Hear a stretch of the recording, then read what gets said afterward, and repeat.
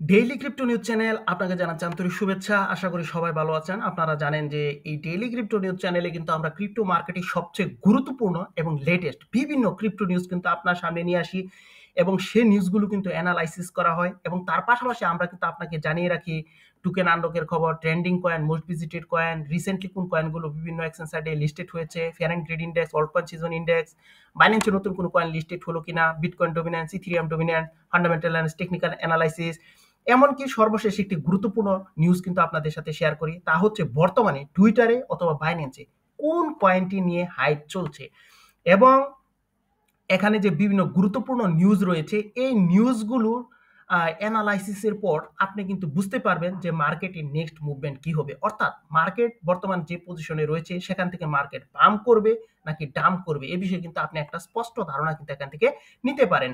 তো চলুন আজকে ক্রিপ্টো মার্কেটের যে গুরুত্বপূর্ণ নিউজগুলো সেই নিউজগুলো আমরা জানি, তারপর কিন্তু আমাদের রয়েছে এগুলোর বিশ্লেষণ। তো চলুন আমরা শুরু করি। Fed rate cut probability 95%, source coin market cap. Jack proposes dynamic fee model to protect users amid rising net cost. Source the Bitcoin Daily. Hyperliquid to bounce back and bullish fractal setup suggests so.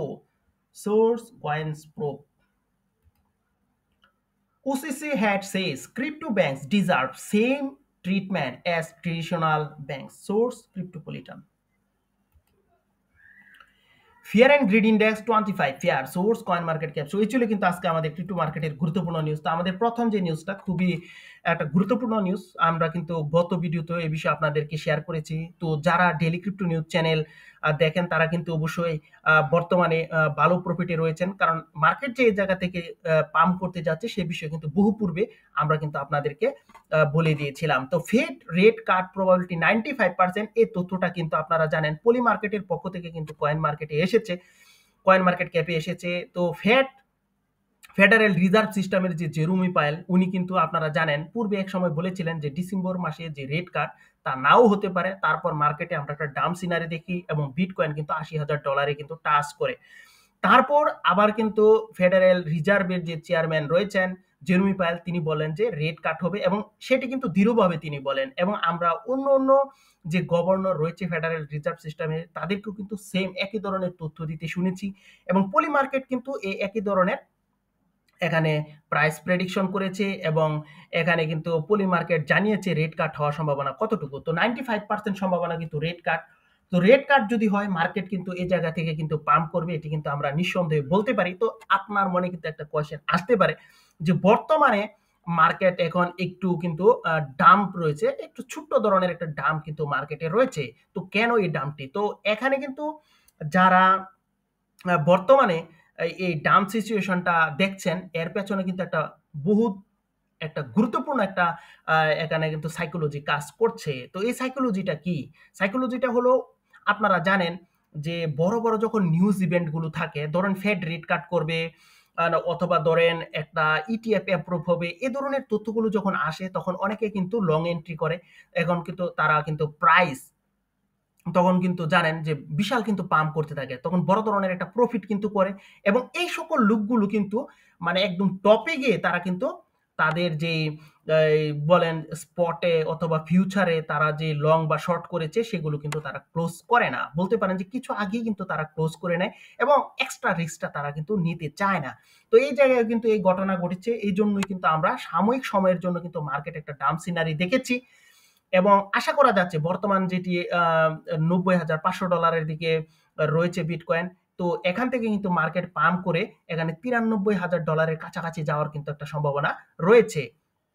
তো এখানে আর ETF এর কিছু তথ্য দিয়েও আপনাদেরকে market পরিস্থিতি কেমন সে বিষয়ে একটু বুঝতে সহায়তা করা দরকার। তো এখানে 5 ডিসেম্বর কিন্তু এখানে ফাইডেলিটি $27 মিলিয়ন সমমূল্যের বিটকয়েন পারচেজ করেছে এবং এখানে বিটওয়াইজ $4.9 মিলিয়ন বিটকয়েন পারচেজ করে এবং এয়ারক ইনভেস্টমেন্ট $42 মিলিয়ন কিন্তু বিটকয়েন এখানে পারচেজ করে এবং 8 ডিসেম্বরেও কিন্তু $28.8 মিলিয়ন সমমূল্যের কিন্তু বিটকয়েন এখানে কিন্তু ব্ল্যাক রক পারচেস করে, এবং এর আগে কিন্তু সে ধরনের কিন্তু পারচেস হয়নি, অর্থাৎ ছোট ছোট কিন্তু পারচেস হয়েছে।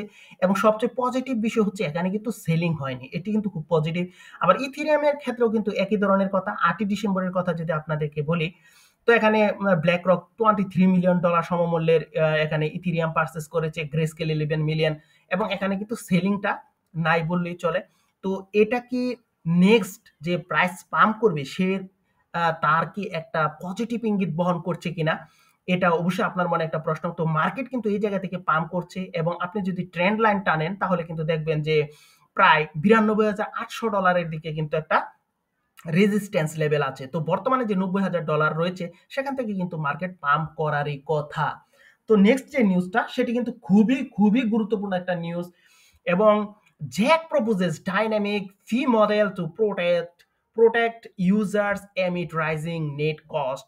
আমি মনে করি আজকের জন্য এই নিউজটা সবচেয়ে গুরুত্বপূর্ণ। কেন সে বিষয়টা এখন আপনাদের সাথে শেয়ার করব। জ্যাক কয়েনটি কিন্তু 2016 সালে মার্কেটে আসে, এবং তখন কিন্তু মানুষের মধ্যে কিন্তু এটা বড় একটা কিন্তু স্থান দখল করতে সক্ষম হয়। এটি কিন্তু $5,941 কিন্তু টাচ করে, বড় ধরনের একটা প্রফিট কিন্তু এটি মানুষকে দেয়। এবং 2025 সালে আমরা দেখেছি যে এই জ্যাক কয়েনটি কিন্তু শুধুমাত্র $9 $7 এরকম কিন্তু ছিল, এবং এটি কিন্তু $750 কিন্তু টাচ করে, অর্থাৎ বিশাল একটা পাম্প কিন্তু এখানে করে। এবং 2025 সালে কিন্তু মানুষ বড় ধরনের একটা প্রফিট কিন্তু এখান থেকে করে। এবং জ্যাক কয়েনটি কি সেটি যদি কেউ না জানেন তাহলে এখানে আমি একটু বলে দিই যে জ্যাক কয়েনটি হচ্ছে প্রাইভেসি ড্রিভেন ক্রিপ্টো, এবং এটি কিন্তু একটা প্রাইভেসি রিলেটেড ক্রিপ্টোকারেন্সি, এবং এর জন্যই বলতে পারেন এর একটা আলাদা হাইপ এখানে কিন্তু উঠেছে, কারণ প্রাইভেসি রিলেটেড কয়েনগুলোর প্রতি মানুষ কিন্তু এখন ঝুঁকতে দেখা যাচ্ছে। এবং তো আজকে কিন্তু আপনি একটা বিষয় খেয়াল করবেন যে জ্যাক কয়েন কিন্তু আবার বিশাল কিন্তু পাম্প করা শুরু করেছে। শেষ খবর পাওয়া পর্যন্ত আজকে বর্তমানে এখন কিন্তু $422 কিন্তু চলছে, এবং এটি কিন্তু 20% এর উপরে কিন্তু এখানে পাম্প পজিশনে রয়েছে। এর কারণটা কি? এর কারণ হচ্ছে এই জ্যাক যারা রয়েছে, জ্যাক নেটওয়ার্কের সাথে যারা কাজ করছে তারা জানিয়েছে যে তারা এমন একটা সিস্টেম নিয়ে আসতে চায় যেখানে যদি নেটওয়ার্ক বিজিও থাকে তাও যাতে লেনদেন করলে যাতে দ্রুত করতে পারে, এবং যাতে খরচের পরিমাণ না বাড়ে। আপনারা জানেন যখন নেটওয়ার্ক বিজি থাকে তখন কিন্তু আপনার ট্রানজাকশন ফি কিন্তু বেশি কাটে, এই জিনিসটা যাতে না হয় এজন্য এখানে আমরা নতুন করে কিন্তু একটা পাম্প দেখছি। তো এখান থেকে কিন্তু আরো 1-2 দিন কিন্তু এর প্রভাব থাকতে পারে, অবশ্যই ব্যক্তিগতভাবে অ্যানালাইসিস করে নেবেন। আর এর পজিটিভ বিষয় হচ্ছে এর যে টোটাল সাপ্লাই তা কিন্তু বিটকয়েনের সমান, অর্থাৎ শুধুমাত্র 21 মিলিয়ন, এবং বর্তমানে কিন্তু রয়েছে 16.43 মিলিয়ন জ্যাক টোকেন কিন্তু মার্কেটে রয়েছে, যা বিটকয়েন থেকেও কিন্তু কম কয়েন রয়েছে, এবং মার্কেটে কিন্তু সেটি প্রমাণও করেছে যে আমরা কিন্তু বড় ধরনের একটা প্রফিট কিন্তু এই জায়গায় আমরা করতে সক্ষম হয়েছি।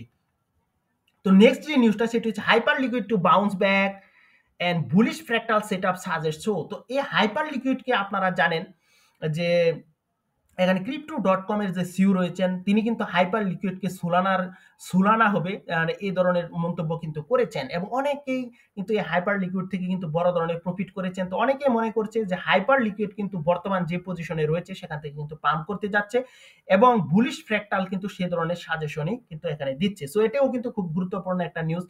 তো হাইপার লিকুইড এই কয়েনটি কিন্তু বলতে পারেন যে ট্রেন্ডিং পজিশনে রয়েছে এমন একটা ক্রিপ্টোকারেন্সি, এবং এর বিশেষত কিন্তু মার্কেটের মধ্যে যথার্থ অর্জন করতে সক্ষম হয়েছে। তো এখানে পরের যে নিউজটা, OCC head says crypto bank deserve same treatment as traditional banks. তো এখানে যে ওসিসির যে হেড রয়েছে জোনাথন গোল্ড, তিনি বলেছেন যে আমাদের যে ট্রেডিশনাল যে ফিনান্সিয়াল ইনস্টিটিউশন বিশেষ করে ব্যাংকগুলো রয়েছে তাদের মতোই কিন্তু সমানভাবে মর্যাদা সম্পন্ন হওয়ার যোগ্যতা রাখে এই ক্রিপ্টোকারেন্সি। কারণ আপনারা জানেন এখানে কিন্তু এটি কিন্তু সম্পূর্ণভাবে ব্লকচেনের আন্ডারে, যা কিন্তু খুবই একটা পজিটিভ বিষয়, এবং কোন সরকারের কিন্তু নিয়ন্ত্রণাধীন নয়, এবং এই জন্য কিন্তু এটি আলাদাভাবে আরেকটা এখানে কিন্তু নজর কাড়তে সক্ষম হয়েছে।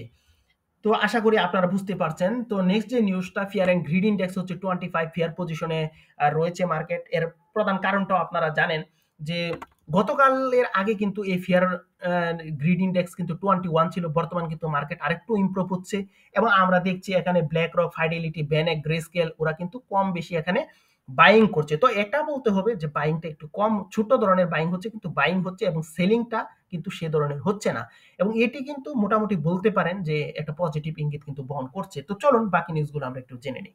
আপনাদেরকে জানিয়ে দিব টোকেন আনলকের খবর। আজকে যে টোকেনগুলো আনলক হতে যাচ্ছে, তো আজকে কিন্তু প্রথমে এখানে রয়েছে আরডেক কয়েন, রয়েছে ভেলভেট কয়েন, রয়েছে ডাব্লিউজিটি, রয়েছে টাডা, রয়েছে বিএলএস, রয়েছে হাউ টোকেন, রয়েছে আলফা টোকেন, এ সকল বিভিন্ন ক্রিপ্টোকারেন্সি গুলো কিন্তু রয়েছে। তো এখানে যে লিনিয়া দেখেছেন, এটি কিন্তু এখানে 1.44 বিলিয়ন টোকেন কিন্তু আনলক করতে যাচ্ছে এবং এখানে যে কার্ভ এই টোকেনটি রয়েছে এটি কিন্তু বাইন্যান্স সব বড় বড় এক্সচেঞ্জ সাইডে রয়েছে, এটি কিন্তু 16.11 মিলিয়ন টোকেন কিন্তু আনলক করতে যাচ্ছে এবং প্লেডেপের যে কয়েনটি সেটিও কিন্তু বড় ধরনের আনলক করতে যাচ্ছে এবং এখানে যে স্টেলার আলফা এটি কিন্তু বাইন্যান্স সব বড় বড় এক্সচেঞ্জ সাইডে রয়েছে এবং এটিও কিন্তু টোকেন আনলক করবে এবং বাকি কয়েনগুলো কিন্তু সেরকম আর কোনো বড় ধরনের এক্সচেঞ্জ সাইটে লিস্টেড নেই। তো এখন রিসেন্টলি অ্যাডেড হয়েছে এরকম কয়েনের কথা যদি বলি তাহলে কিন্তু এখানে রয়েছে রিফট, রয়েছে এখানে কাইফ টোকেন, রয়েছে ক্যানটিএক্স, এসকেআর, জেবিসি এবং ডিওর, এই সকল ক্রিপ্টোকারেন্সি গুলো কিন্তু এখানে রয়েছে। তো এখন কিন্তু আপনাদের সাথে আমরা একটু ইটিএফ এর নিয়ে একটু কথা বলবো। ইটিএফ এর অবস্থা আপনাদেরকে কিন্তু পূর্বেও জানিয়েছি। বিটকয়েনের ইটিএফ এর কথা যদি এখানে আপনাদেরকে দেখাই, তো এখানে দেখুন বিটকয়েনের যে ইটিএফ রয়েছে টোটাল, এখানে যে মানি ইনফ্লোর পরিমাণটা কিন্তু নেগেটিভ আমরা এখানে দেখছি।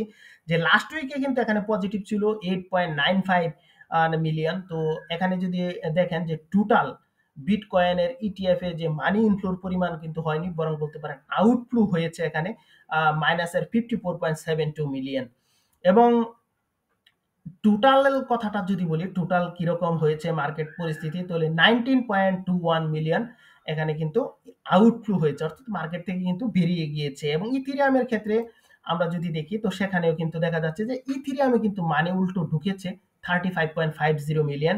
সো এটি কিন্তু অবশ্যই পজিটিভ একটা বিষয়।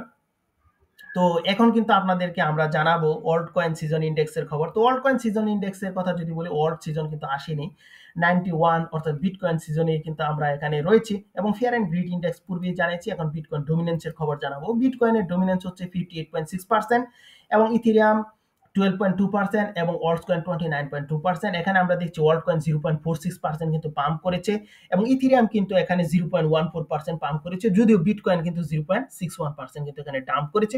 এই জন্য দেখবেন যে বিটকয়েনের চেয়ে কিন্তু এখানে ইথেরিয়াম কিন্তু ভালো পজিশনে বর্তমানে আজকে রয়েছে। এবং আরেকটি তথ্য সেটি হচ্ছে ট্রেন্ডিং পজিশনে কোন ক্রিপ্টোকারেন্সি গুলো রয়েছে। তো বর্তমানে লুনা এই সকল ক্রিপ্টোকারেন্সি গুলো কিন্তু ট্রেন্ডিং পজিশনে রয়েছে। এটি কিন্তু আপনি বাইন্যান্স গেইনারে পেয়ে যাবেন। তো এই ছিল কিন্তু আজকে ক্রিপ্টো মার্কেটের গুরুত্বপূর্ণ সকল নিউজ। সবাই ভালো থাকবেন, সুস্থ থাকবেন।